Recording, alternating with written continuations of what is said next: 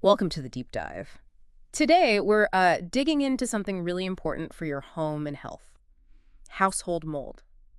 How to understand it, how to prevent it. Exactly. We've looked at some recent guides and materials on this, Yeah, trying to pull out the essential info for you. and it's definitely critical. Moisture pops up in homes, and mold often follows. Yeah. The sources we reviewed break it down pretty clearly: the signs, prevention, what to do. Okay, let's unpack this then. First up, how do you even know if mold is, lurking around?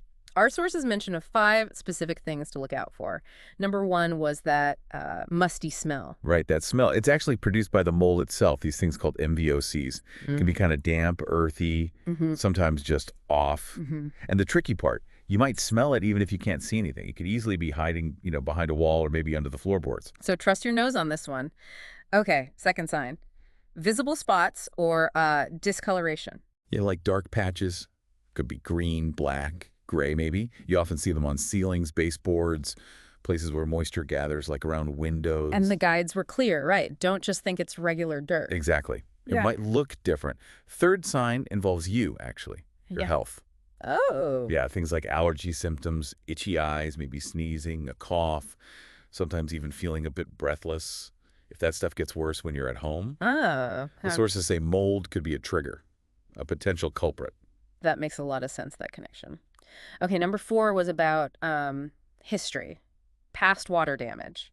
Spot on. If you've had a leak before, roof pipes, whatever, Yeah. or even a big spill that maybe didn't get dried out completely, Right. that matters.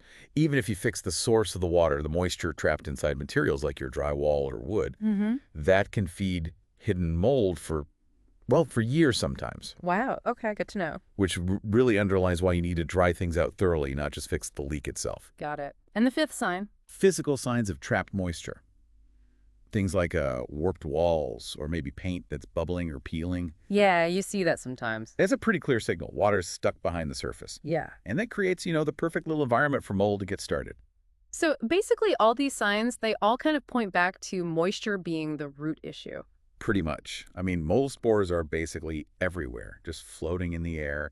They're waiting for moisture, something to eat like wood or paper and drywall in a bit of time. Then they grow.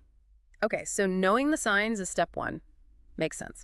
Which brings us to, well, how do you stop it? How do you prevent that moisture problem? The sources laid out 5 key prevention steps.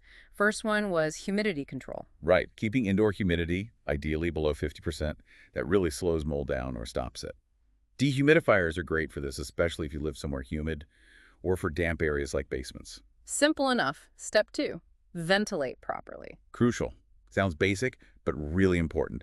Use those bathroom fans, during and after showers, kitchen vents when you're cooking, Mm-hmm. and check they actually vent outside, not just like into the attic. That just moves the moist air somewhere else. It can cause problems. Good point. Okay, third step, fix leaks fast. Urgently, yes. Uh-huh. The sources really emphasize this. Any leak, doesn't matter how small under the sink, a tiny roof drip, AC condensation line, Yeah. deal with it immediately. Water getting in is like rolling out the welcome mat for mold. Right. Don't let those drips linger. Okay, fourth, clean and dry wet areas quickly. If something does get wet, a spill or minor flood. There's a time frame. The Mhm. material we looked at said try to get it completely dry within 24 to 48 hours. That fast. Yeah, mold can start growing surprisingly quickly if things stay wet longer than that. You Yeah. want to interrupt that cycle before it starts. Okay, 24 to 48 hours. Got it. And the 5th prevention tip, Inspect often. Just, regularly check those high-risk spots. like under sinks, around windows. Exactly. Basements, attics, crawl spaces too. Look for signs of leaks, condensation, anything damp.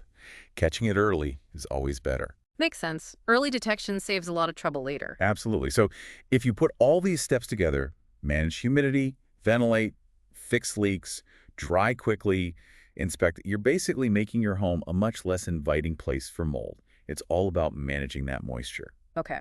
So, let's say you've listened to all this, you've checked the signs, and you do suspect mold might be an issue in your home. What's the next step then? What do the sources say? Well, based on the recommendations, the most reliable thing to do is call a professional mold inspector. Ah, okay. Not those DIY kits. They generally advise against relying only on those. A pro has the training, the equipment. They can find hidden mold, test the air properly, and give you a clear, unbiased report on what's really going on. Right, they know what they're looking for. Exactly. They Yeah. can properly assess the extent of it. The source material even mentions specific services as examples, like one called Mold Testing Houston, and their website, moldtesting-houston.com, just as the type of service you'd look for locally. Okay, so get professional eyes on it if you're suspicious. That seems like solid advice. So, wrapping up our deep dive today. Know the signs that musty smell, visible spots, allergy flare-ups at home, past leaks, warped walls. Mhm. Then, take those prevention steps seriously.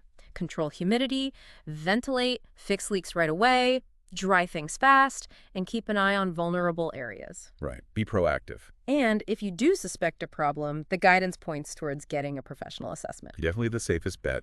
And, thinking about all this, how easily moisture can get trapped in hidden places like wall cavities or under floors and just sit there. Yeah. It kind of makes you wonder, doesn't it? How many homes out there might actually have some hidden moisture and therefore maybe some hidden mold that people are completely unaware of just because the obvious signs aren't there yet? Something to think about.